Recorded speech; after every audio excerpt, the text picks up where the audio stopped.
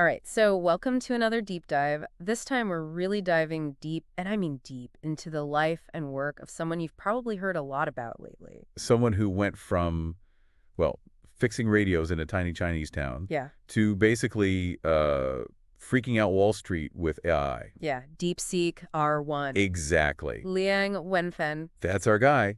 And we've got some pretty fascinating sources here. Oh, yeah. A YouTube video transcript that tells his life story, like the whole thing, plus his Wikipedia entry, which already reads like a spy thriller or something. Right, and it's constantly being updated. It is. It is. So what we're going to try to do today is figure out, like, who is this guy? Like, what makes him tick? Right. What's the motivation? Is he some kind of like visionary leader, pushing humanity forward? Right. Or are we looking at like a real life, A supervillain. but yeah, a supervillain. Yeah, yeah. Like a Dr. Evil situation. Exactly. So no pressure, right? No pressure at all. But okay, let's start with like the beginning. Yeah, the early days, humble beginnings, really. Born in 1985, small coastal town in China. Parents were teachers, right? Yeah, both teachers. Not exactly, born with a silver spoon or anything. No, not a trust fund kid. Exactly. But, okay, this is where it gets interesting. Oh yeah, this is the good part. This YouTube video, right? It talks about how he fixed the family radio during a storm. 5 years old. 5 years old? I mean, come on. I was still eating glue at 5 years old. Right. So you can kind of see that, like, insatiable curiosity was already there. Yeah, I mean that's the thing, right? It's like it's a gift and a curse, that level of curiosity. It is. It is. And, fast forward a few years, that same curiosity, it leads to a broken TV. Yes, the infamous TV incident. Oh, yeah, that's in the Wikipedia entry. But okay, here's what I find fascinating about that. Yeah. It's his dad's reaction. Oh, yeah. No punishment, instead encouragement. Like, learn from this. Figure out how it works. It really shows you how his family, despite not having a lot of money. They really prioritized like his intellectual His intellectual growth, yeah. development. I mean, it challenges that whole like you need to be privileged to succeed narrative, right? Totally. And so, he ends up at Zhejiang University, studies electronic information engineering, gets a master's degree. I mean, impressive stuff. Absolutely. But at this point, no obvious signs that he's going to, become some AI revolutionary, right? Not yet. No, that's where the 2007-2008 financial crisis comes in. Oh, yeah, that's a big turning point. It is. Most people saw chaos. Despair, yeah. Yeah, Leon saw opportunity. He starts exploring quantitative trading, right? He recognizes that this new technology, AI, It could potentially make sense of the market's craziness. right, the unpredictable nature of it all. It's fascinating. He's like, almost like he had this superpower, to see patterns where other people just saw randomness. Absolutely. And what's interesting is he didn't start with finance. Oh, really? Yeah, the YouTube video mentions that he was applying AI to, other stuff first, Okay, but those ventures flopped. interesting. So it sounds like finance, like the structured data of financial markets. It was a better fit for like early AI. Makes sense. It's all about the data. Exactly. So he was basically like learning by doing, failing fast, pivoting when necessary. Classic Silicon Valley, right? Yeah, yeah. Valuable lessons there for anyone. Right. Any aspiring entrepreneur. Absolutely. So then he teams up with some of his classmates. And they found High Flyer. High Flyer, this quantitative hedge fund that, just starts making a ton of money. Right. And that's when he starts getting noticed. Yeah. I mean, not just for the financial success, but for his bold statements about AI. Oh, yeah, like that speech he gave at the Golden Bull Awards in 2019. Ooh, that was a good one. The one where he says, like, quantitative funds are basically run by servers. Yeah, not human decisions. Not humans. I bet that ruffled some feathers. Oh, it did. It totally did. But it shows you how much he believed in AI even back then. Yeah, way back then.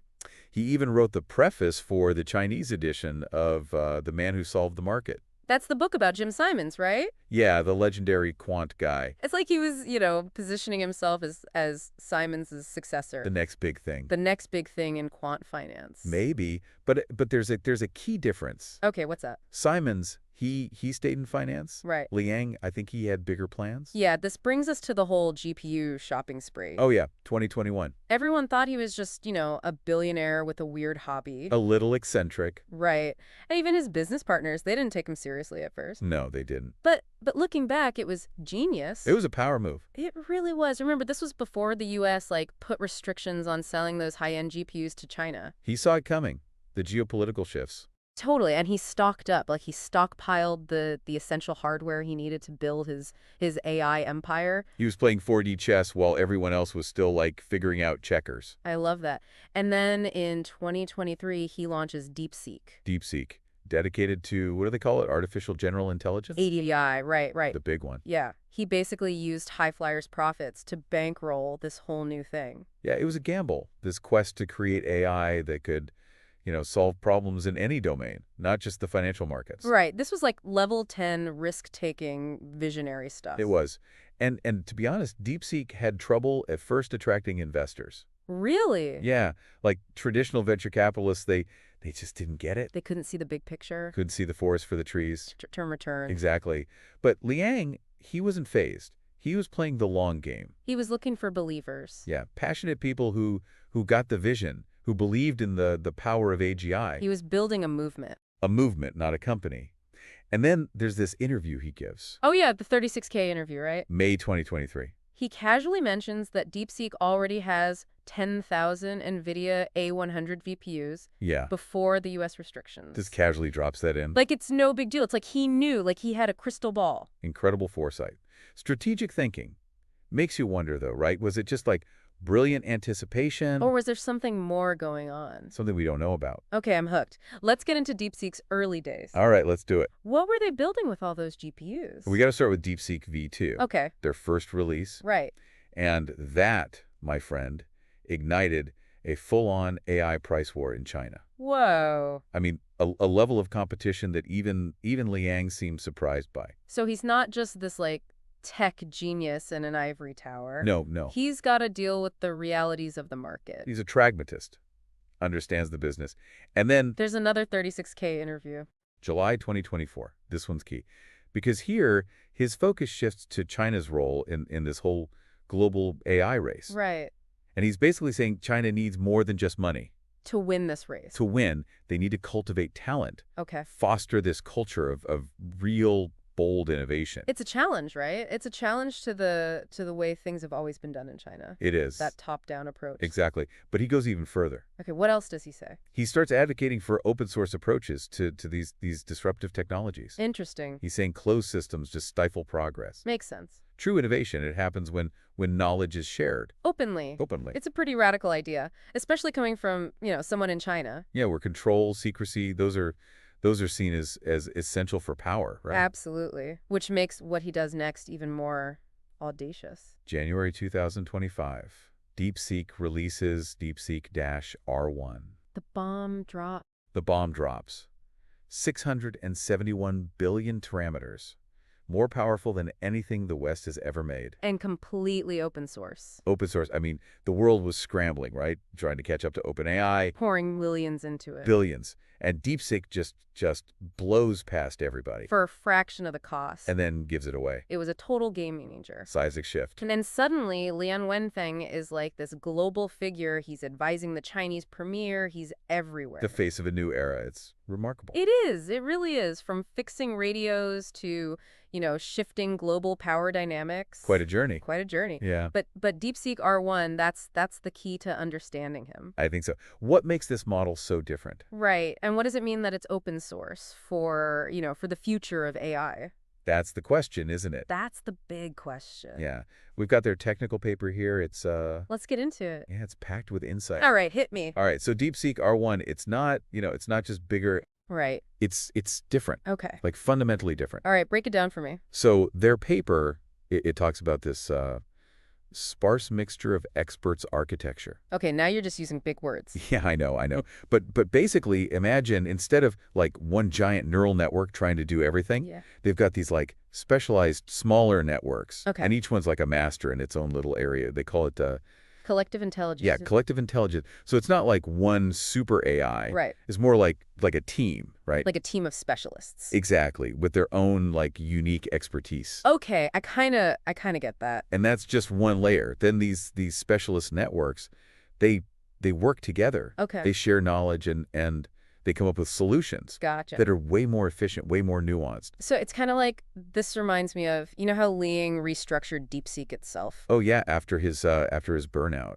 Yeah, he realized that like one person trying to do everything, it just doesn't It's work. not sustainable. So he created all these, specialized teams. Right, each team focuses on their specific thing. And it's like he applied that same principle to the AI itself. It's pretty wild, isn't it? Yeah, pretty amazing. A consistent philosophy for sure. So what kind of results are we talking about? They trained this thing, DeepSeek-R1, Yeah.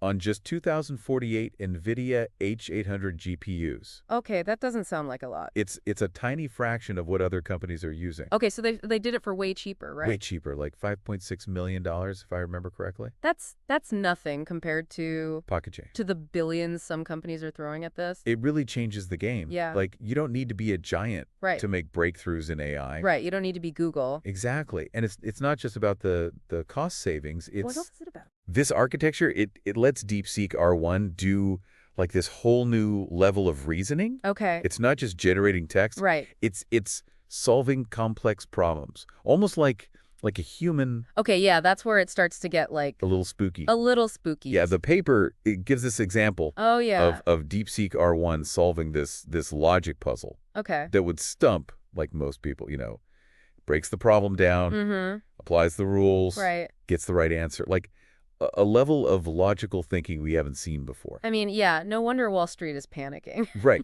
If this thing can do logic puzzles, Yeah. imagine what it can do with like With the stock market. the financial markets. Yeah, it could predict. It could, but it's bigger than that. Okay. It's not just stock prices. Right. This could revolutionize like everything. Everything. From scientific research to healthcare, Wow. energy, logistics, like it's It's like giving us this universal problem-solving tool. it is. It's amazing and kind of terrifying, right? That's a lot. It is. And remember, It's open source. anyone can use it, build on it. So that's the big question, right? What happens when like anyone anywhere Yeah. can just access this? What about the best guys? Yeah, what about like the bad actors? That's the thing, right? We don't know. I mean, I got to be honest, I'm having trouble wrapping my head around all of this. There's a lot to process. It's like we're standing on the edge of something huge, Yeah. but we have no clue what's on the other side. Liang Wenfeng, he seems to think that this open access, Yeah. it'll ultimately do more good than bad. Okay. It'll speed up progress, Right. democratize innovation, and people can use it to solve the world's problems. But what's to stop someone from using it to, I don't know, create autonomous weapons? Yeah. Or to manipulate people? Those are real concerns. Yeah. And there are no easy answers. It's like we're in uncharted territory here. I mean, it feels like we're always playing catch up with technology. We are. Trying to control something that's already like way ahead of us. It's the dilemma of our time. It really is, and it brings up this whole thing about ethics and regulation. It does. It does. We can't just unleash this Right. without thinking about the Yeah, consequences. so it's like we're at this fork in the road. Yeah. One path leads to like amazing progress. Right.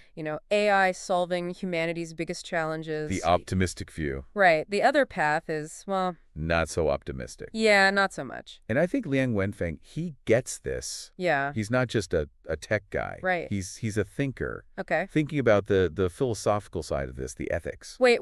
Are you telling me that Yeah. this guy who built $1 billion hedge fund revolutionized AI? Yep. He's also writing like philosophy blog posts He is. about consciousness and the mysteries of the universe. That's right. Okay, now I got to hear about this. Let's dive in. Okay, so we're talking about blog posts written by this tech CEO who's like, a global AI superstar now. This isn't just like, top 10 productivity hacks stuff. No. This is deep stuff. Philosophical explorations, questions about consciousness, like how we perceive reality even. Okay, so like give me an example. What kind of things was he actually writing about? Well, there's this one post where he gets into the limitations of human consciousness.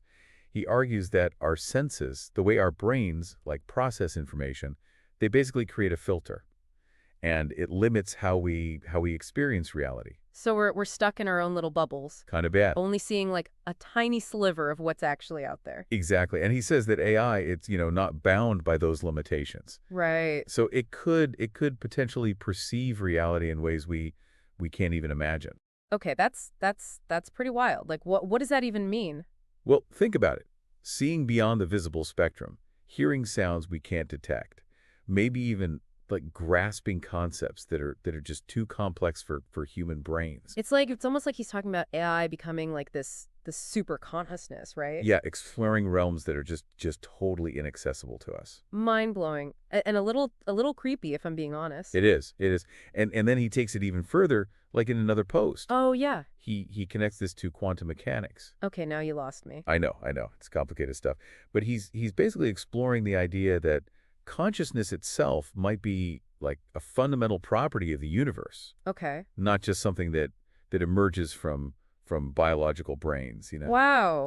So consciousness might not be limited to living things. It could exist in other forms, maybe even within like the networks of these advanced AI systems. So he's not just building smart machines. Right. He's maybe creating a whole new form of consciousness. That's the implication. That's a lot of responsibility. It is. It is. And from his writing, it seems like he understands that. He wrestles with the ethical implications of creating AI that could, potentially be more intelligent, more aware than us. Yeah, but there's also this sense of, I don't know, optimism. Like he really seems to believe in the good that AI can do. He does. He does. It's almost like a spiritual belief, right? Yeah, like he thinks it's guiding us towards something bigger, something we don't even understand yet. A higher purpose, maybe? Unlocking these hidden truths about reality that we've never been able to grasp. Okay, got to be honest. This is all getting pretty far out there for me. It is. It is. But I do find it fascinating that he's engaging with these questions, you know. He's not just a tech bro, right? Right, it shows a level of thoughtfulness that you just don't see that often in the tech world. It's a good reminder that technology, it's not just about the tools, right? It's about the choices we make, the questions we ask, the future we want to build. So what does this all mean for our listener, you know, the person who's been with us on this journey, trying to figure out who Liang Wenfeng is and what he means for the world? Well, I think the takeaway here is that he's not just some brilliant engineer. Right. He's a visionary, a leader, and he's challenging us, to think differently about AI and how it fits into our lives. He's pushing the boundaries. He is. Not just of technology, but of what's possible and like you said, philosophically, ethically. He's making us ask the big questions. Yeah. The ones that are always been there, What is consciousness? What is our place in the universe? What does it even mean to be human when machines are getting smarter all the time? He's saying that AI might have the answers Maybe it does. to these fundamental questions about ourselves, about reality. It's a bold vision, and honestly, who knows where it leads? Yeah, it's hard to say, but one thing's for sure.